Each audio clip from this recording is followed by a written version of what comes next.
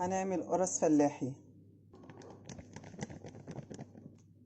معانا لبن نيدو، معانا لبن بودرة، معانا معلقة سكر، ومعانا خميرة فورية، ومعانا معلقة ملح. هنقلب كله في بعضه كده. ومعانا سمنة أو زبدة بدرجة المطبخ، وكده بنقلب السمنة في بعضها كده. حبايبي قلبنا السمنة في قلب بعضها كده في قلب الدقيق، وبعد كده هنزود بقى مية ونشتغل بكل مية فترة.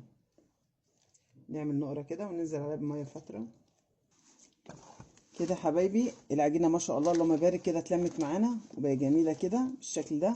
هنسيبها ترتاح حوالي ساعة ونرجع لكم تاني.